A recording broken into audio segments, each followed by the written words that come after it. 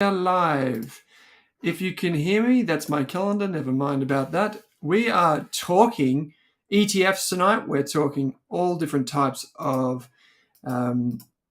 shares. We're talking bond ETFs. We're talking Vanguard ETFs. We're talking everything. So tonight is going to be a bit of fun. We're going to do our usual top 5 most bought, top 5 most sold. Then I've got a quick presentation for you. Don't worry, there's not too much text, even though this thing looks like there is a bit. We're going to dive into some different companies that you request. We might even do a bit of a recap on the portfolios. But we've got a lot to get through tonight. As always, I start with a joke. This one, Jeremy, in case you're watching, this one, Jeremy, is half mine, half the internet. So just so you know. And of course, I'm joined by Rob behind the keyboard. So if you type your question into the live chat and you see SelfWealth there, it could be Rob or it could be me. G'day, Benny. G'day, Martin. G'day, Nick. G'day, Jimmy. G'day, everyone. Pocket full of shell. Pleasure. This is my joke. Here it goes. Ready? This is what is lined up. I just read a stock market report. Helium was up. Feathers were down. Paper was stationary. That's my joke. I feel like it's pretty good. I feel like out of 10, come on. I feel like that's at least a 6. What do we think? Anyway, as always, just a quick disclaimer. We go from fun to boring straight away. We go to the disclaimer. Any of the information that I talk about tonight or that Rob mentions in the chat is strictly limited to general financial information only. That means it's not personalized financial advice like you'd get from a financial planner. We do not know your needs, goals, or objectives. So please speak to a financial planner if you require that type of information. Pocket full of shell. You gave me a 5-ish. Jonathan, a 4. God, come on, guys. Rob says next time, I swear. The first joke of Owen. Rob, there we go. See? I've got one fan. Great. Okay, so tonight we are talking about a whole heap of different things. I want to give a special call out to Big Swinging Stocks. Big Swinging Stocks is available on Spotify. It's available basically wherever you get your podcasts. And that's important because this most recent episode, I believe, featured beta shares. And the one after that, I have it on good authority, there's a very good couple of guests coming up on Big Swinging Stocks. Of course, you've got Alex there as your host of Big Swinging Stocks. But then there are 2 guests the week after next, or maybe even next week. There's going to be 2 great guests on there, so you've got to get on it. You got to subscribe. That's all I'll say. Danielle, you said what a dorky joke, adorable. Oh, thanks, Danielle. I appreciate it. Okay, so let's get into it. We've got the top 5 most bought and the top 5 most sold. I'll go back to sharing my screen with you tonight. So here we can see basically everything that we need to see inside the SelfWealth dashboard. We can see members. We can see what the market's done today. Remember, we do have the virtual portfolio up and running. In this account of mine, we have a virtual portfolio called Low Tofu. We also have High Stakes, which is a little bit more risky than Low Tofu. By the way, Rob's just dropped the Spotify link in the there, so you should be able to jump on and subscribe to the podcast. So tonight, as always, we're going to add one thing to this portfolio, and it's going to be a bit boring. I'm not going to lie, it's going to be a bit boring, but sometimes boring is good. Because as they say in investing, there are points for originality. You do not need to be the most creative person to win at this game called investing. Okay, so just a reminder for those of you who may be here for the first time, Wednesday, 6 p.m. Australian Eastern Time. Crypto is live if you have an account that is already set up. So if you have an Australian investing account, so if you can trade ASX shares, you should be able to see crypto down the left-hand of your account. I'm in my virtual account right now, so you cannot see it. But please, if you have seen that inside your account, let us know what you think. We're going to go with the top 5 most bought over the last week. Remember what top 5 most bought means? It means 5, 4, 3, 2, 1.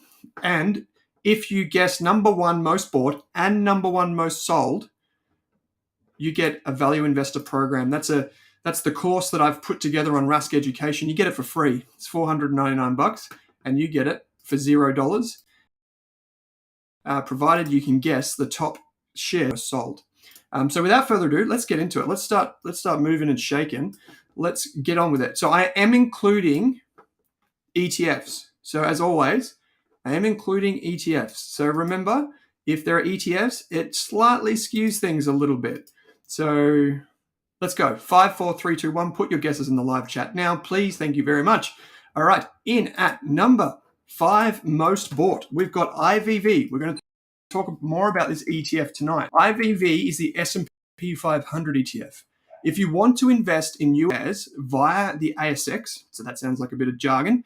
If you want to invest in an ETF that offers you exposure to 500 of the largest US shares, one way to do that is through the IVV ETF. So we can see that here. We can see the performance over time. So you can see that. Notice how with this ETF and notice how with this stock price chart, it's really, I guess it's not very lumpy. But if Tesla, which is a stock that you probably know about, it looks like a pretty insane rise. Very lumpy, looks like a mountainside of Mount Everest or something like that. And that's stock. Whereas on the IVV ETF, you got 500 in there. So now, okay, I can see Christopher has guessed VAS. Jason's guessed VAS most bought. I think they've played this game before. Errol has guessed Woodside most bought, sold Lake Resources. Nick says LKE most sold, VAS most bought. Very interesting, Nick. Very interesting. Ron's guessed VAS. Okay, so in at number 4, we have a big bank share. Does anyone want to guess why big banks may be very volatile at the moment? Does anyone want to guess? I'll give you a hint. It's got something to do with interest rates. Interest rates in the economy. Warren Buffett has this famous saying about banks that if the banks, as in like they're nationally important banks, they're almost never going to fail because the economy cannot take the collapse of one of these major banks. That said, there is a massive asterisk on this. That said, the banks can, they can trade insolvent or they can go and they can cause a lot of problems. And so that means that the stock price can fall, as we've seen recently with Westpac. Stock prices can fall. What would typically happen in an emergency, the government would step in and save one of these banks. And that's why the big banks have a particular tax on them. But that doesn't mean that you as a shareholder will always benefit. Now, all of that said, the big banks in Australia have got pretty good capital ratios. They're amongst the top in terms of their international peer group. Yet that said, nothing is stopping the banks from being really volatile lately. Okay, in at number 3 is VGS. Remember, VGS is the International Shares ETF. So we're going to talk more about this ETF tonight. I'm surprised it's taken us this long to talk about it, given that every week just about it's in the top 4 or top 3 on our most bought list. So VGS is in at number 3. I think you can guess what it's at number 2. We've got VD, diversified ETF. An ETF of ETFs is the easiest way to describe it. But the ETF itself has managed funds inside it. So if we were to go to the Vanguard website and we were to look inside the ETF, we would see that there are managed funds inside it. I'm going to show you a trick with that later on. Okay, my microphone keeps cutting, says Smithy. Smithy, is everything okay on your end? Can everyone hear me? If you cannot hear me, please let me know and I will fix things up. This is all going according to plan. I'll just make some changes here. I can hear me. If it's okay, please let me know. I have had a bit of trouble with my Aussie broadband lately. Okay, so in at number 1 here, VAS is number 1 of the most bought. Why VAS at number 1, the most bought? Well, the answer is that VAS is a diversified exposure to Australian shares. If this sounds better, thanks, Sparky. I really appreciate it. Sorry about that. It's a bit hard for me to tell on my end. But for most investors, the Vanguard VAS is the most popular ETF. It provides diversified exposure to the 300 largest shares. And the reason why I think a lot of investors choose VAS over, say, A200 or even Z, and I could keep going on, even MVW, the reason why most investors choose VAS is because it's simple and the fees keep getting lower. So with VAS, with this ETF, Vanguard has this different ownership structure. Vanguard isn't actually run necessarily for profit. It's actually run for the benefit of investors. So the profits that it makes typically go back into lowering the prices. And so over time, we've seen this ETF get lower and lower and lower in fees. So I hope that kind of explains things. Okay, is it still cutting in and out? Okay, I'm going to just turn off my headphones just like that, and we're going to make sure that I'm still connected to all of you. Make sure that you can hear me properly. How about now? I haven't had many issues this morning, but please let me know if I am. Okay. You can hear properly, Rob, but still doing some cuts. Hopefully this is okay. I was on it today. Let me know. I've just taken my headphones out, so hopefully that has got rid of things. ATEF, thank you for saying that it's better. I hope it's better. Great. You know what? I guess it's the AirPods. Okay, so that if it is the AirPods, if it is indeed the AirPods, I think we all go now and short Apple stock. We should get rid of. We should send it down. We should say, hey, you stuffed up our live. Please get out of here. Thank you guys. I really appreciate that. Yeah. So anyway, so I'm going to get back to the top 5 most sold now, and I'm going to give you a hint. Right? There's a very, very special hint here tonight. I'm going to give you a hint that the investment or the thing that is the number 1 most sold we've spoken about before. Nick, you've just said no. I just bought Apple. Okay, well, here we go. We're going to get on with it. Okay, so at number 5, we've got ANZ. So just like Westpac was in the top 5 most bought, ANZ is the 5th most sold inside SelfWealth over the past week. You can see the banks have really fallen off a cliff here, and I don't think many people guessed why the banks have fallen so much. But the real reason that it has fallen, and the real reason we're seeing a lot of pressure on banks globally, is that really rapidly rising interest rate, rapidly rising inflation can create a shock in the economic system. And what happens then is basically the banks start reporting more bad debts. And when they report more bad debts because people are defaulting on their loans, that is directly cut out of the profit line. So when you see it on their income statement, it cuts out of their profit. And for a lot of banks, that actually means that they will or could report lower dividends because they're only allowed to pay a certain amount of dividends as a percentage of their earnings or profit. So if we come down here, we can see here, if we look at the profits per share, and we can see how much of that is paid out by Westpac every year. So analysts are currently forecasting $1.20 dividends and $1.32. The problem is that if interest rates keep rising quickly, we may see more defaults on home loans, which means that investors eventually don't get much in dividends. Now that said, I'm not calling for an alarm. In fact, I'm probably the opposite. I think that maybe in the next year is a good time to start looking at the banks if the banks start to prove that they are resilient and they keep paying fully franked dividends. Stevie says, "RIP Apple." Yeah, I don't think we're going. I don't think we're going to Samsung anytime soon, Stevie. I can tell you my whole house, even this iMac, there's another iMac right beside me here. I can tell you my whole Apple. You've actually got to surrender your Samsung phone when you come to the front door of my house, otherwise you can't get in. So in at number 4, we've got Fortescue Group. So Fortescue, the big iron ore play, probably the 3rd biggest iron ore business in Australia behind Rio Tinto and BHP. And then if you include Vale, which is the South American Rio Tinto, if you like, that is bigger than Fortescue as well. In at number 3 most sold, the first time this ETF has ever appeared in the top 5 most sold is Vanguard's Australian Shares Index ETF, VAS or VAS as it's known. Now, we just talked about why this is so appealing to investors. We've actually seen more selling this week inside SelfWealth. And that could just be anything, really. It could be the volatility, could be whatever. In at number 2, not the first time on this list, is Qantas, a very, very, very political company lately. The company has been a subject of certain news, and it almost always is because it got a massive bailout during COVID. Investors are now thinking, well, if we're paying, dividends, or we're proposing to pay dividends, or, basically taxpayers are a bit, I guess, peeved that maybe our biggest airline got a bit of a bailout, and now the CEO may be, super wealthy as a result. But I guess that's why we pay CEOs, to make businesses survive, and so on and so forth. In at number one most sold, and Nick's going to love me for this, is LKE, Lake Resources.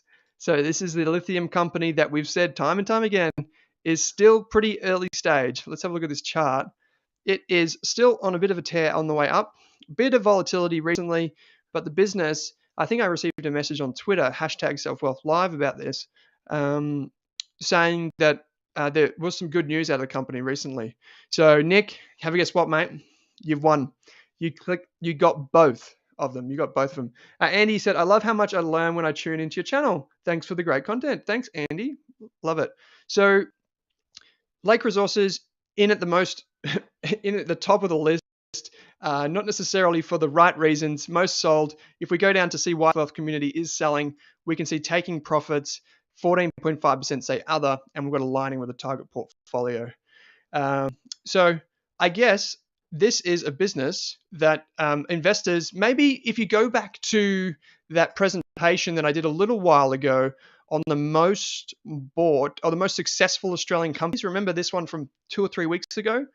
We outlined some of the reasons why these companies do so well, but why some of the companies keep doing well is actually because of their revenue growth and because of how strongly they perform as a business financially over the long term. But if we come back to Lake Resources, we see it doesn't actually have any revenue yet. So maybe investors think that this one could still be volatile for some time. In fact, there are only a couple of analysts in the company. Maybe they know something I don't know. Okay, so Nick Rob's just dropped in the marketing at selfwealth.com.au with proof of your YouTube handle, and he'll get you some free trades and a value investor program. So you got both. Okay. Linda, you're saying the CEO resigned suddenly in shares, so panic selling with Lake is part of why it is the most sold. Linda, thank you for this. So is that correct? So where was... Oh, here we go. Okay. Here we go. Let's have a look at this. Points executive chairman. Thank you, Linda. Thank you so much. Lake Resources appoints executive chairman as it aligns operations to serve the critical North American supply line. Chairman Stu Crow to serve as executive chairman. By the way, executive just means that the chairman is actually not just passive and sitting on the board. They're actually involved in the business day to day for 6 months to oversee the appointment of a new CEO and board members. Oh, right. Okay. Wow. So this is big news. Okay.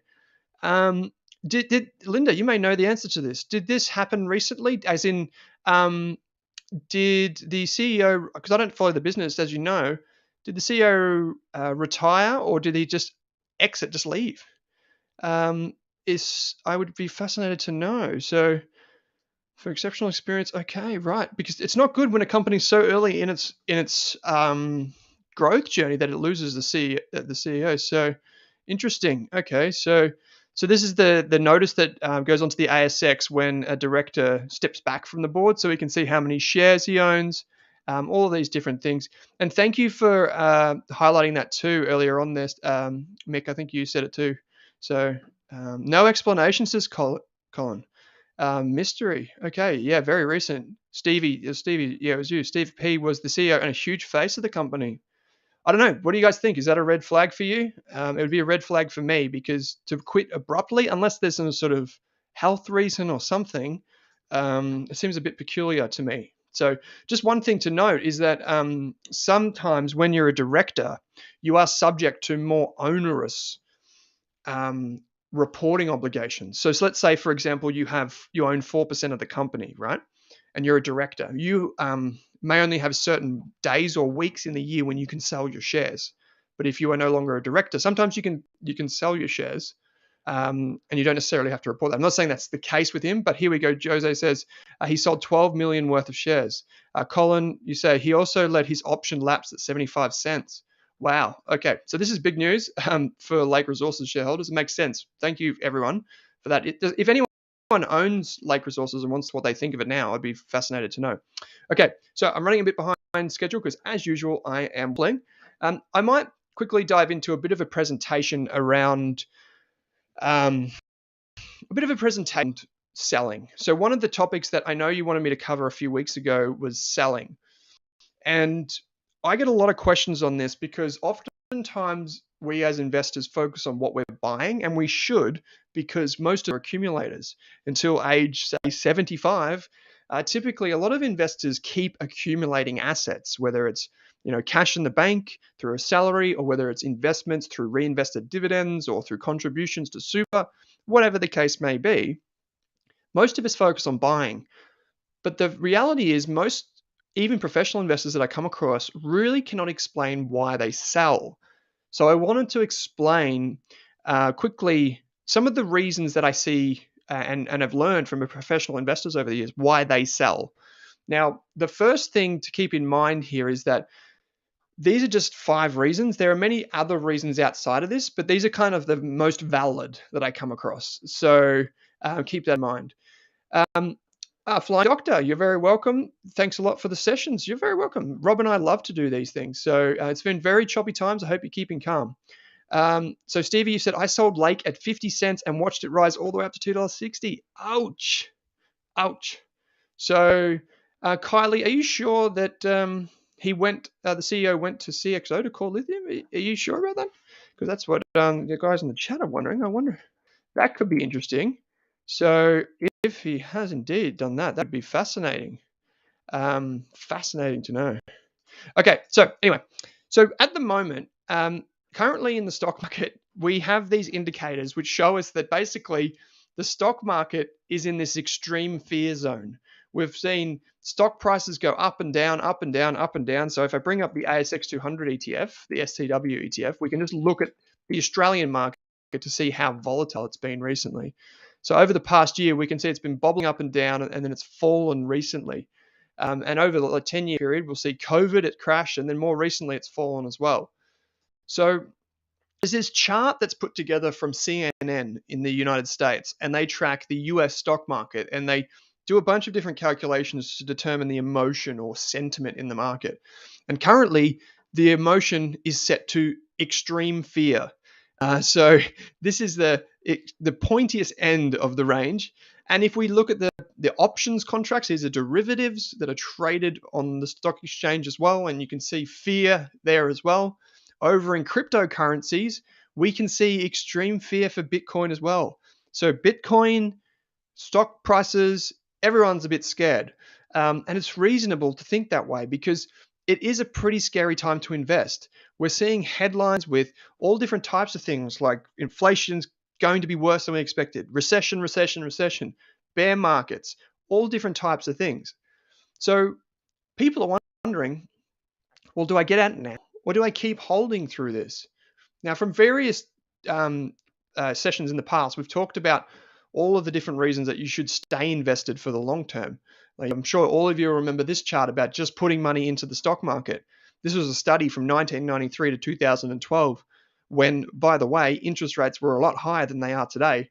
And in the early 90s, for those of us who can remember or have studied history before, you will know that inflation and interest rates were 15+% in the 90s and late 80s. So we've come from, this was done during a time when interest rates were very high. So anyway, so let's get into the reasons to sell. The first reason to sell, and I think this is quite obvious for most people, is this one. People in the stock market determine the valuations of companies. If you're not up to that standard, up to that level yet of determining your own valuations, that's fine. But if you are, then you would know that sometimes a good reason to sell is when a company hits your valuation.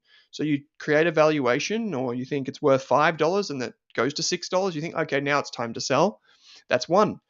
Another one is rebalancing your portfolio. So on this page here, you can see, imagine you had a portfolio with 60% in stocks and 40% in bonds. So in the stocks, you might have the S&P ASX 200 ETF. You might have, for example, VTS, which is the Vanguard US shares ETF.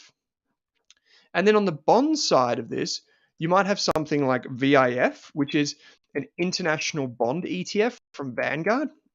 And you might have the IAF ETF, which is an Australian bond ETF, right? So that's basically what we're talking about here. But typically what happens over the long term is that stocks, or the stock market and stock market ETFs, will tend to do better than and bond ETFs. So what you might find is that your stocks keep rising, and you find that the bonds become a smaller and smaller part of a portfolio. So you think, okay, well, time to get it back in shape. And so the way you do that is you rebalance.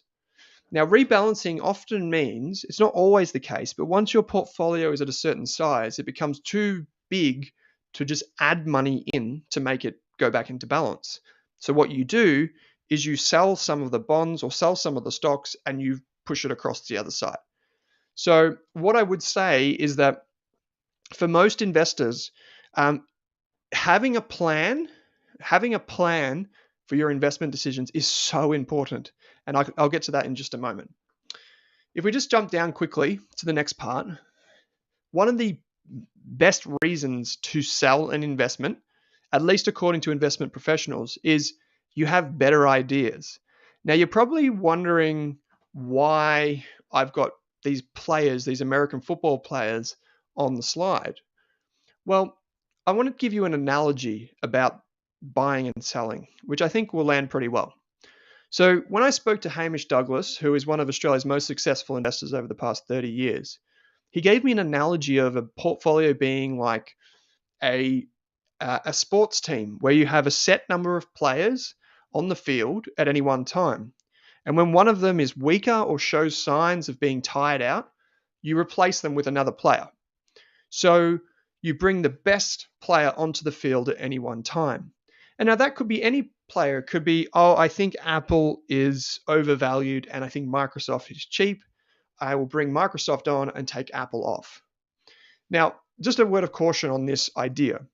I think it does have limitations, this analogy, but most of the time when you speak to a professional investor, you've got to remember it's like asking a barber if you need a haircut, or saying to a real estate agent, should I sell my house? Of course, they're going to say certain things because their incentives are one way or the other. So when you hear a fund manager or a professional investor say something, you've got to remember that may not be your plan. It may not be your strategy. So don't necessarily think that, hey, because they said this, that's what I should do. Be sure to, take it right and how you relates to you. So this reason number 4, and I'm going to be quick with these last 2 because I don't want to be looking at slides for too much longer. This is the number 1 reason I sell an investment. So this is a thing called thesis break. When I buy an investment, I always write down why I make that investment. So let's say, for example, it's PayPal. PayPal is a big US tech stock. It has payment gateways and it has whatever. It has been sold down viciously recently, and I've held it this whole way through. The thing is, I bought PayPal because I said to myself, it's got 400 million users. The world is doing more, payments online, and it can still be a good profit, right? Those are my 3 essential reasons. Simple. I wrote them down for our members at the time, but those are the 3 reasons. Really simple. You can put that on a napkin. However, when one of those 3 things break, I know that it's time to consider selling. So nowadays, PayPal is not always the most predominant checkout tool for people on the internet. You've got Afterpay, you've got Klarna, you've got Pay with Google, you've got Pay with Apple. So many different ways to pay. And Stripe is another big one. So now the question is, okay, I think my reason for owning PayPal maybe. And you could say the same thing. It doesn't have to be PayPal. It could be any company for any reason. But the key point is that you identify what the business does and how it could go wrong. And then you write that down. Because if you write it down, then you've got a better chance of remembering it and keeping yourself accountable. For example, remember on our watch list inside SelfWealth, where was it? Here it is. I think it was in this account. You may remember that in some of the portfolios that we created, so let's have a look. We'll just click on BHP as an example. So back when I added one of these things to my watch list, I could add a holding. Say I add Google, and I can add a note. I could type in my thesis right here. So Google is the most powerful search engine in the world. Now, just this very little simple thing, right?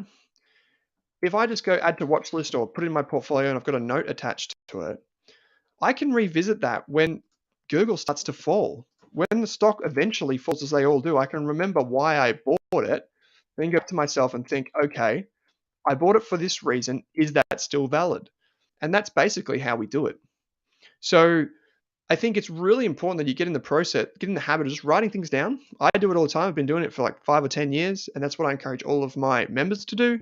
And it's what all great investors. I don't think it's a coincidence that Warren Buffett, Charlie Munger, Howard Marks, Seth Klarman, Peter Lynch, all of these people are authors, and they're all writers. I don't think that's a coincidence. I think Ray Dalio, all of these people get clarity through writing things down, and you can do it too. And finally, the reason why I would sell an investment, and this is just as valid as all the other ones, we discover that we don't know enough about the business. Now, it may be the case that we've made a mistake, or it may just be that we've discovered something about a company that we didn't know. Remember this idea of a circle of competence? What you know versus what you think you know. This is where we identified what was in our, comfort zone, what was in our high conviction area. And outside of that are many different companies that we probably don't need to own. And that's where I would put companies like lithium and biotech. I don't really understand those industries, so then my circle of competence. So those would be the ones that I sell first because I don't really understand them. So I hope that presentation wasn't too boring. Basically, the idea was to introduce you to the idea of valid reasons to sell. I think the most powerful thing anyone can do is just write down their reason for owning a company in the first place. I see a few people have joined us, which is fantastic. Ray, you've said, since watching SelfWealth Live, I stopped buying speculations and focused on blue chips and ETFs. Thus, market drops do not scare me. I'm happy I can buy stocks on bargains, subject to having spare cash. That's fantastic. G'day, Jeremy. Welcome. Jeremy, to me on Twitter. Thanks a lot, mate. Remember, you can find us on social media, #SelfWealth Live. Please say g'day. If you're on Twitter or if you're on Instagram, you can follow SelfWealth and you can get all of the different, updates that we put out. Hey, Pocketful of Shelley said, Owen Frankensteined a joke tonight and added his own flavor. It was okay. It was okay, Shell? Come on, jeez. Okay, so great. I love the feedback. Worst is what you think you know, but ain't so. I feel like, Colin, that's a great comment. Is that, who was that? Was that Winston Churchill? What you think you know, but just ain't so. Lays, you said, one reason which makes me want to sell a stock is it aligning with my investment goals. That's great. If you have an example around that, Lays, that would be wonderful. Okay, I'm going to get some questions on the companies now. So, Ray, you said, I got 40 years before reaching retirement, so time is my friend. Yes, indeed. Where was this question about RUL? I think it was Jeremy. Jeremy, did you ask me about RUL? So RPM Global Holdings is a company, again, that I've held for a very, very long time. RPM Global is a software business that works with mining clients. I don't know if we've covered this yet for SelfWealth Live, but I've definitely covered it on podcasts and things like that. I'll explain what the business does. Maybe a quick visit to the website will do us good. If I could type RPM Global. This is one of those software companies that often goes under the radar by most investors because they just don't actually really understand what it does. But basically, it creates software for the mining industry. So think of like coal mines or think of gold and copper. These big miners might use RPM Global software to help them efficiently plan that mine, to look at the ESG considerations, to get the most out of their trucks and of the machinery and those types of things. The thing is, RPM Global, since 2012, has been transitioning, and I'll just bring my screen up across here, has been transitioning its business. So here we can see the stock price performance over time. And RPM Global has done a terrific job of actually looking at different aspects of the mining software stack. So whether it's design or whether it's asset maintenance, that's like where they map out all the trucks and they use artificial intelligence to decide on the best route for the trucks to go. That's AMT. Execute is like mine scheduling and planning software. Solutions is more like 3D imagery and whole different things around how we can imagine a mine site when we're sitting in Sydney or Tokyo and we can plan the mine site in Perth and think about how we're going to design it. That's basically what it is. Now, if I come back here, so what makes this business so special? Well, in the past, in around about 2012, 2013, the business transitioned to a focus on software. So that was around about here. The business focused on investing more in its software and investing more, basically providing more software solutions for things that may have taken or been a manual task. So I think the question was specifically around what do I think of the recent update. I'll see if I can just download this really quick to make us to get us to have a look. So the big thrust and the big reason behind, or big part of my thesis, remember that word from before, my thesis, the reason that I own RPM Global was because I could see that it was investing in software and it was selling more and more and more as a subscription. So as we can see here, RPM Global has done that. So it says, is pleased to provide the following update on software license sales since July 1st. It has total contracted value, which is the value of all contracts in the future. Software license sales is now $47.4 million, an increase of $4.1 million since 2 weeks ago. And included in this year-to-date number is $1.7 million from perpetual license contracts. So that's where they just sell a contract or a piece of software once off. Like, remember that old Microsoft Office? You'd get the disk, and then you put the disk in, and you'd have like one copy of Microsoft Office. That's what this is kind of like, perpetual meaning forever. So RPM Global's annualized recurring revenue, excluding annual recurring maintenance and support revenue, has increased by $1.1 million to $31 million. It now has $89 million in non-cancelable software subscription revenue. That's a lot of jargon. Let me just unpack that really quick. So basically, RPM Global is saying, hey, we've got more software revenue already banked up than ever before.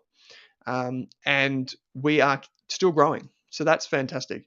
Now, as for the share buyback, I think the key consideration is, Jeremy, if that was the question, the share buyback is not something that really plays into my thinking too much, because the company, RPM Global, has a lot of cash on its balance sheet. So it could be that, or it could be neutralizing the effect of acquisitions and employee options.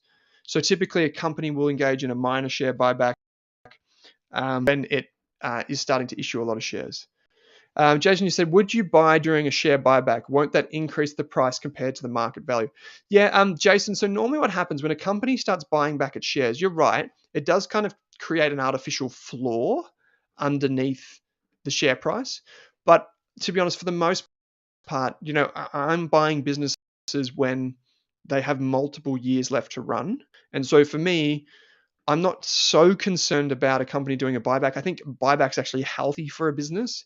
If it can actually do a buyback and reduce the number of shares outstanding, it can actually do a very good job of increasing the per share value because there are shares. Okay, so he said, Jeremy, how have I been watching this podcast for 10 minutes and didn't realize Owen has 4 eyes? I mean glasses.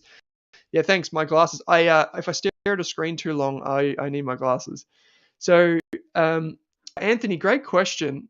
You said BCI, $300 million of cash in the bank, 25% through construction, WA's biggest salt production plant, iron ore royalties continuing to flow in, market value $320. I did not know about this. Let me just have a quick look at this. So BCI Minerals used to be called, this is the business, Anthony, that was called BC Iron. Now it's called BCI Minerals. I've never heard of this business, but let's have a quick look at the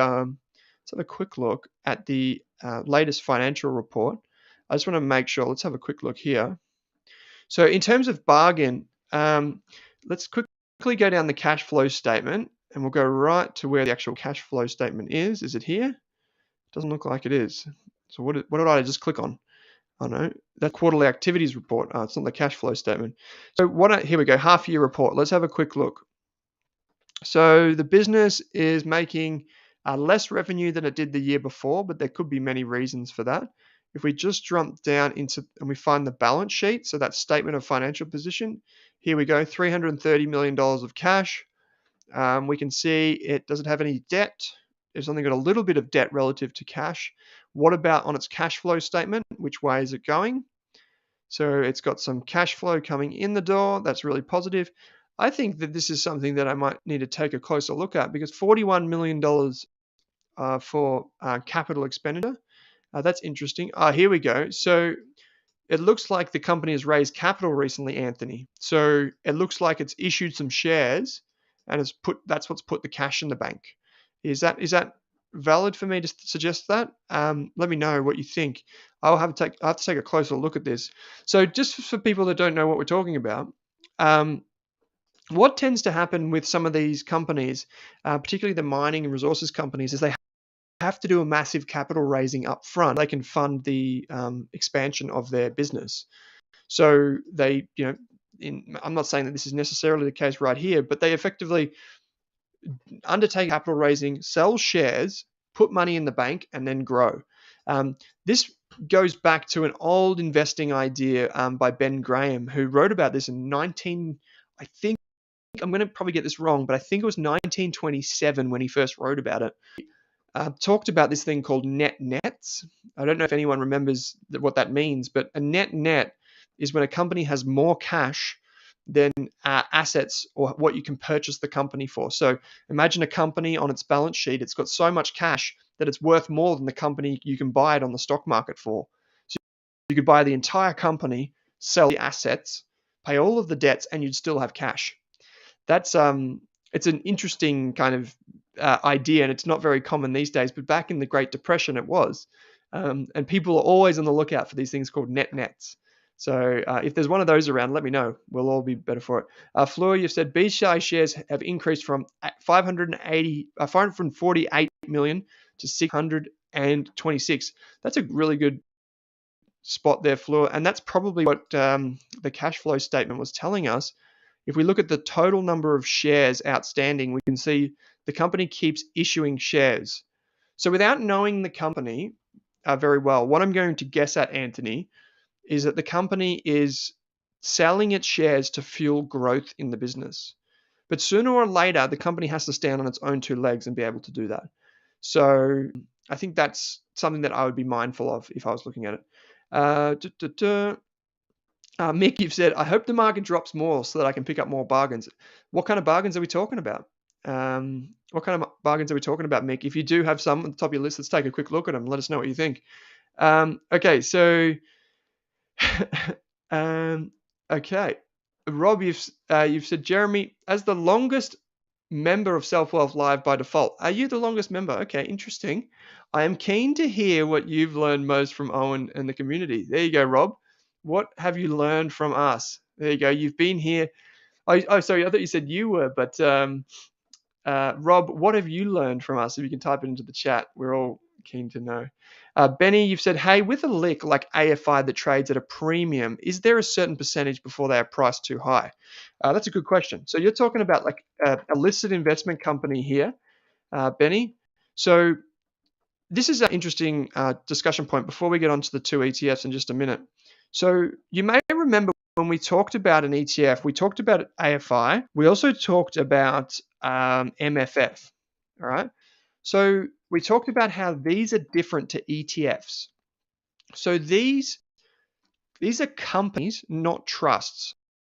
So inside, if I bring up my screen, if we go like this, inside of an ETF, there's a unit trust. A trust is a legal structure that only holds things on behalf of the rightful owners. So if we buy into an ETF, it holds it for us and then we benefit from it. We're called beneficiaries. And what the trust has to do every year is it has to pay out the capital gains, pay out the tax, all that stuff.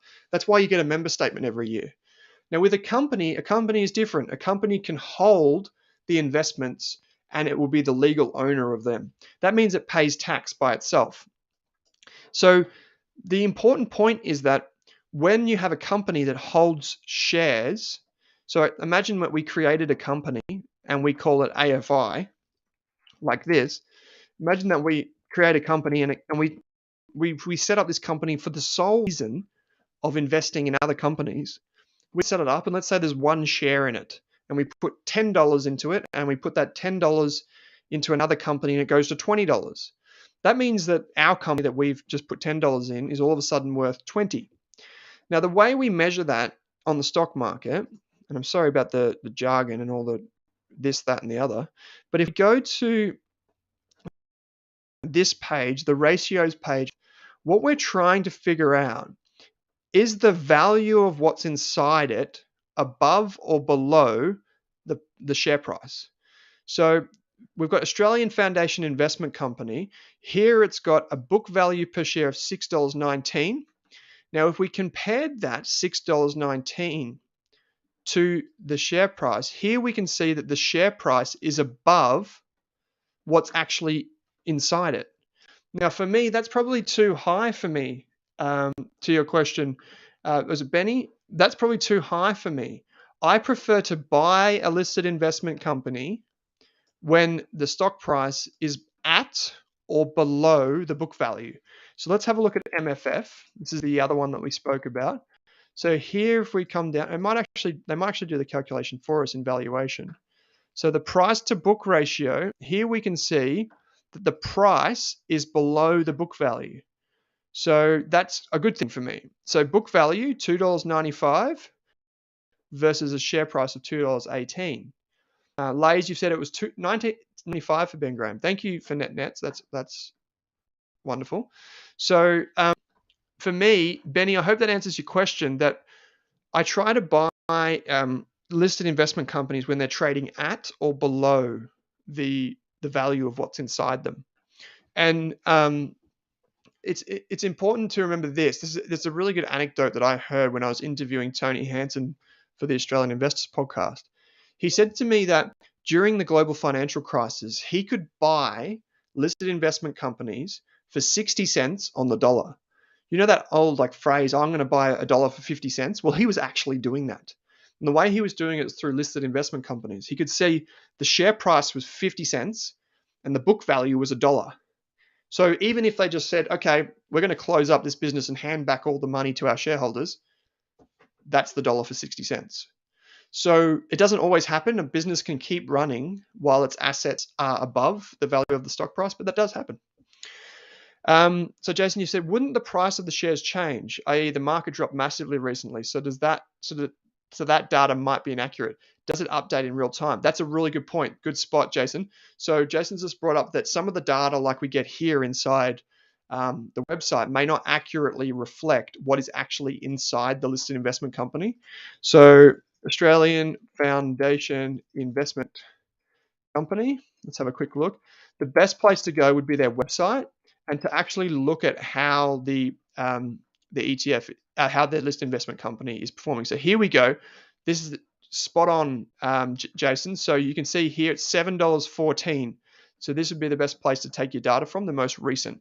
So Sparky, you've said that's a good rule of thumb for a lick. What about an ETF? When would you buy an ETF like that?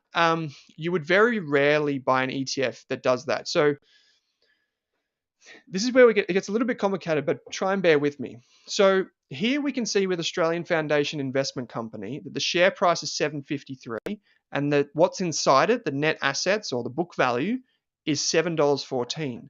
So what this means is the shares are worth more than what's inside it. And we know what's inside it because Australian Foundation Investment Company publishes it on their website. I think they publish it under performance, top 25 investments. So here we can see what's inside this listed investment company. So the Australian Foundation Investment Company has invested this much in these companies. Now with an ETF, when we look at an ETF, and this is a good segue into the ETFs that we're looking at tonight, which is the VGS ETF and the IAF ETF. So when we look at an ETF, it's a bit different because inside an ETF, it's much more efficient. So what I mean by that is you see this thing right here. This thing here tells us basically the difference between what's inside the ETF and the price. And see this thing right here, spread, the bid-ask spread. What this means is this is effectively saying, on average, the difference between the price at which our investors buy in or sell out and the share price, or what's inside the ETF, is only 0.01%. So this 0.01% is the equivalent of trying to figure out the difference between these two numbers right here. So this is what makes an ETF more efficient and less likely to be dislocated from what's actually inside it. So I think this is an important reminder that there are certain types of investments that are good for certain times. For me, a listed investment company like MFF or AFIC or Argo, these are all different types of fantastic investments, but I would only purchase a listed investment company when it was near its tangible value, like its book value, or if it was below that. So, yeah, Mick, you've said beware of the published NTA on LICs. I suggest AFI's published NTA is nearly a month out of date and reflects the value when the market was considerably higher 3 weeks ago. Great point. So you've picked up on it as well. Thanks, Mick. I think that, yeah, that's a great point. So, okay, so I should probably get into ETFs now, huh? We've got 10 minutes to go. So, yeah, Acrylic, you've mentioned. What about the new inverse crypto ETF? I did hear about this. There's an ETF launching in the United States that's going to go the opposite way of Bitcoin, I believe. So I don't really go near them. So yeah, I don't really go near them, the inverse ETFs. But hey, I mean, it might work for some people. Like for example, in Australia, we have the BetaShares Bear ETFs or hedge funds. These go in the opposite direction of the stock market. They're typically used by short-term investors with a short-term view, just for hedging. Exactly. So the two ETFs that I wanted to talk to you about tonight are not that much fun, hence why I didn't leave a lot of time for them, because you probably know them and because a lot of people don't spend a lot of time thinking about this. The iShares IAF ETF is this one right here. This ETF is a bond ETF. So remember, if we go back to the presentation that we had just before and we look at our portfolio and we can there's fixed interest here and here, those are typically considered the defensive side of our portfolios. And they are really, really important for when markets get a bit volatile. You can see here, this is a bond side, the dark blue side of the portfolio. In Australia, the IAF ETF, I believe, from memory, is the biggest ETF that focuses on bonds. Now, you can see the performance of the ETF has fallen away recently. Now, the reason why the IAF ETF has gone sour is because interest rates have risen. Now, a lot of people know that when interest rates go up, bond prices go down. Now, I've got to remind people why that happens. So, a bond is just a contract to return money to an investor sometime in the future. Now, so what happens is, let's say I loan you $100 and you say, okay, Owen, I will repay that to you, but I'll also give you $3 every year for the next 5 years. So I'll get $3, $3, $3, $3, $3, and then the $100 back as well. So that's the bond. That's all a bond is. Now, what happens is if I issue you that bond and you say, okay, I'm going to pay you $3 a year, but then interest rates go up the very next day and they go up to 5%, and another investor comes along and says, I'll give you $5 a year instead of $3, the value of the bond that I gave to you or you and you took from me is actually worth less. So that's why it pushes down the prices of existing bonds. So the new bond is up here, but the old bond has to be pushed down to reflect that an investor could just go get a new bond and it'll be worth more. That's the basics of how bonds move in this way. So we've seen interest rates go up and therefore bonds and bond ETFs have gone down. That's basically the way it works. Now, the reason that we combine bonds and stocks in a portfolio like this is because typically, they don't move in the same direction. At some stages in the economic cycle, bonds will go up and come down. Stocks will go up and come down. But they typically don't do it at the same time. Unfortunately, what we've seen in recent weeks is we've seen bond prices falling, and we've also seen stock prices falling as well. That doesn't always happen in the same time, but this time it did. Now, this is the age question of how much do I need to invest in bonds versus stocks. You can do what many investors do, and I'm sure a lot of financial advisors, in fact, I know some financial advisors who do this. They look at the biggest super funds in Australia and they go, oh, what are the big super funds invested in? And they'll show you, they'll go to a page like this and they'll say, okay, so there's in my super fund, there's 21% Aussie shares, 31% international. That's about 50% shares over. And then we've got some other things in here. We've got some credit, which is a type of bond. We've got some normal bonds. We've got some cash. So it looks like about 50% in shares. And then we've got anywhere between 30 and 40% in more defensive investments. So that's basically what a lot of investors do, is then they mimic that in their stock portfolio. So Jason, you've said, I think we need to pit IVV and versus IAF and compare during COVID.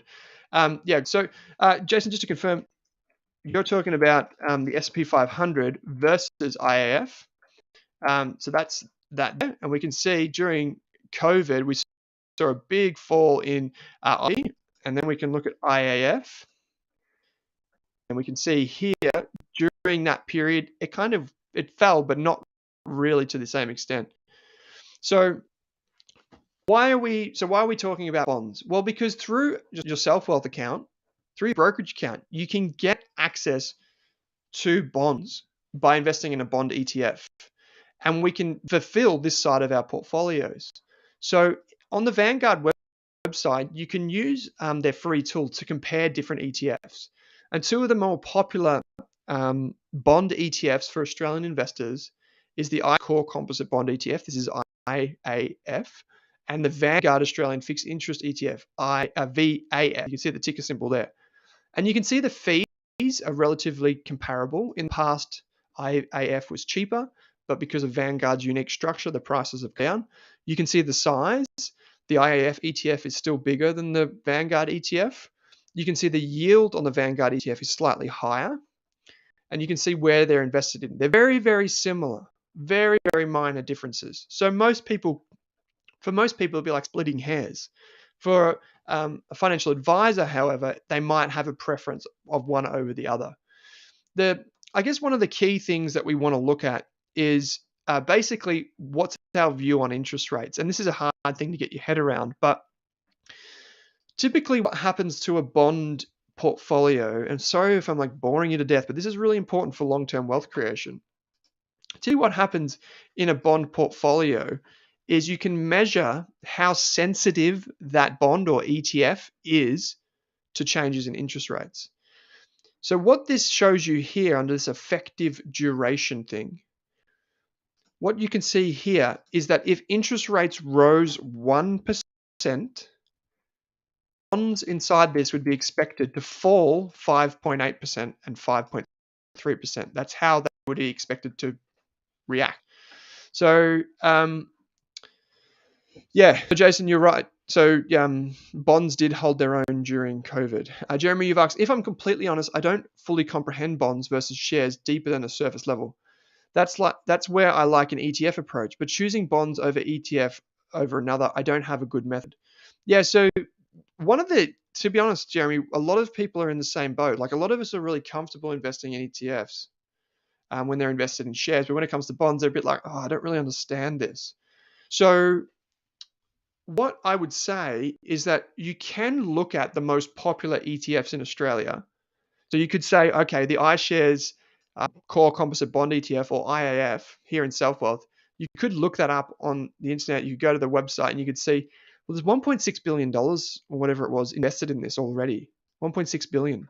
And there's 1 point whatever billion in the Vanguard one. So obviously those two are very popular. They've got to be popular for a reason. Let's find out. And then you can slowly sift through the information there. So, Tarwin, you've said, are there benefits to choosing active management for bonds? It's quite complex with many different types and durations of bonds on the market. Yeah, Tarwin, great question. So this is back and asking me, Owen, I know index funds like VAS and STW work for stocks. Does the same approach work for bonds? Now, this is a very, very contentious point, Tarwin. So many investors, in fact, a lot of financial advisors use this, the IAF ETF, and a lot of them use VIF for international, and a lot of them use VAF for Aussie. These are just passive, as boring as you can get bond ETFs. And how much of these goes into a portfolio depends on your risk profile. So for typically in times gone by, you might have 30 to 50% of a portfolio in bonds. But because bonds had such a hard time over the last 10 years, it's probably fallen a bit from there. Now, that calls into question, do we need a different approach? And for most investors, the active approach is just as confusing as the passive approach. So what we see, Tarwin, is that in certain types of bond markets, active management can do better. So you're better in some markets, you are better off paying an active fund manager. So I don't want to be too self-promotional here, but what we did for our members a little while ago is we told them to sell out of bond ETFs. We told them, hey, during COVID, in fact, it was during COVID, we had recommended this ETF. I'll tell you this one right here, the VAF ETF. And we said during COVID, sell out of this now. And the reason why is because interest rates went to zero. Because remember what I said before, if interest rates fall, bond prices go up. But if interest rates are already zero, they couldn't fall any further. So it's, that old cliche, we can't go any further. So what we said is just take your money out and put it in a term deposit and wait for interest rates to come back up. And that's what our members did. Now, there is another ETF on the stock exchange, this one right here. It's not the same. It's a different type of strategy. So I want to make that clear. It's different. This ETF invests in bank hybrids, which are more like shares than they are like bonds, but they're halfway between. It's like one of those teen fantasy shows where there's like a creature that's like half monster, half human. This is basically what this hybrid thing is. It's saying we're half stocks, we're half bonds. Hopefully you get the best of both worlds. And so Tarwin, interest rates did go negative a bit. How about this, Tarwin? In Europe, there are negative bonds. So meaning that you pay the bank to keep money in there. It's crazy. So I wanted to bring this ETF up because this ETF was different again. If we look at the Australian Super website and we look at this part of their allocation, that's obviously shares. But if we go around and see how we've got bonds or fixed interest here, and then we go to this next one, credit, that's basically where I would lump this ETF. Yeah. So that's because I would say this ETF fits in that. So you don't put as much into it, but it's still part of that. Just quickly, ladies and gentlemen, you can see this right here. See this, how this ETF has dipped? Remember before how I said about AFIC always being, it's often a little bit above the value of what's inside it? This here is an example of why during a market crisis, you shouldn't be buying and selling a lot of your ETFs all in one go. What can happen when markets become dislocated, so when markets kind of are up in the air and it's a bit of a frenzy, weird things happen. So this is where I always come back to having that plan and sticking to it. If you were trading your shares at this point in time, imagine if you were here just at the edge of this and you thought, I'm going to go and I'm going to sell my HBRD ETF. And then the price that you get's all the way down here. And then a couple of days later, it's all the way back up again. So I guess that's an important thing to keep in mind too. But this is an alternative. And finally, I'm just going to quickly pay this a bit of lip service. It probably deserves a lot more. The VAS ETF. Many of you will know the VAS ETF. If I bring this up, hopefully it can come up. No, it's not coming up. The VAS ETF is a diversified, the VGS, what am I saying, VAF?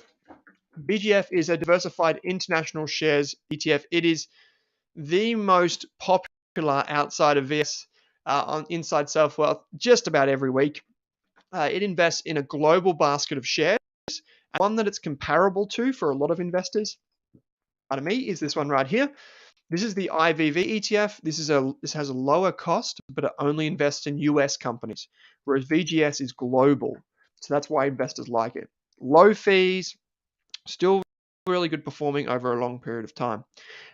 So yeah, I think this ETF, can go into it more detail next week perhaps, but this ETF is like a family favorite.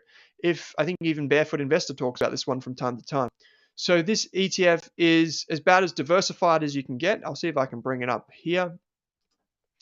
Let's go into the exchange traded section. Let's see if we've got VGS. Here it is. Let's have a look at this. So this ETF, here we go. We can see it's got 0.18% in fees per year. There's over $4.5 billion in the ETF itself, and then there's $27 billion following the strategy. We can see it provides exposure to the world's largest companies in developed markets. It offers low-cost access to broadly diversified securities, and you get all of the other usual suspects in here. So if I go down the bottom, we will see the different holdings. So we can see Apple is the biggest position. Only 4% of it is invested in Apple. We've got Microsoft, Amazon, Alphabet, Tesla. If you're looking for a list of the biggest companies in the world, just head to this page on the Vanguard website and you'll find them. This is, like I said, about as broad-based as an exposure that you can get. So it's easy to see popular. It's low cost. There are alternatives, but people like this because, you know, if you're recommending something for your auntie, your grandpa, or your friend that doesn't know anything about investing but wants to invest in the stock market, this is about as diversified as it can get. I'm happy to do a full session on this, by the way. We can see the long-term returns, 10% per annum over 5 years, 11% since inception. It's pretty strong returns. So VGS, I'm thinking of putting VGS into the high stakes portfolio, and I'm thinking of putting IAF into the low tofu portfolio. Now, the low tofu portfolio hasn't got any bonds in it so far. So this will be the first edition. We can go IAF like that. And what is the current price of IAF? I need to know that before I do my portfolio wizardry. So here we go. It's $98. So that gives us, for our fictional $1,000, we get about 10 of these at $98, which is great. So IAF, we're going to put 10 of them in there at $98. Whack that in, and that is now inside the fictional portfolio that we've got going on. Let's have a look at some of these are down quite a way. We've got ARBs fallen heavily. Let's sort by the worst performing for us. So ARB is doing pretty well, pretty badly. Which of these is actually doing pretty well for us? None of them are in positive territory yet. That's pretty disappointing. We haven't got dividends on here, obviously. So Jeremy, you said why high stakes? Yeah, so the reason why I wanted to put IAF in this portfolio is because this is the portfolio that's meant to be like a sustainable portfolio, sustainable yield and all of that. One note that I would add before, remember how I said that bonds fall in value if interest rates go up? Just keep in mind that once the ETFs that hold those lower yielding bonds, like the 3% example before, like with $3 per year, once those ETFs move those bonds through the ETF, they're replaced with bonds that pay more interest. So sooner or later, the investors in that ETF will get the benefit of those bonds paying more in yield. So that's basically how they work. The bonds pass through as they mature. Another bond takes its place. And if interest rates have gone up, that will typically be replaced by a higher yielding bond. I hope that makes sense. Parvin, you said, would love to see a detailed video on VGS as well. For sure, I can do that, Parvin. We'll do that. I think it's really, really important. Very popular, that ETF. So just a reminder for everyone that is new here, don't forget, before June 30th, you can subscribe to SelfWealth Premium.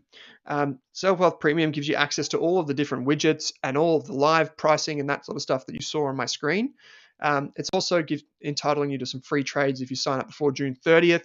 You can head to selfwealth.com.au to find out more about that. Don't forget Big Swinging Stocks. It's in the chat as well. There's two guests.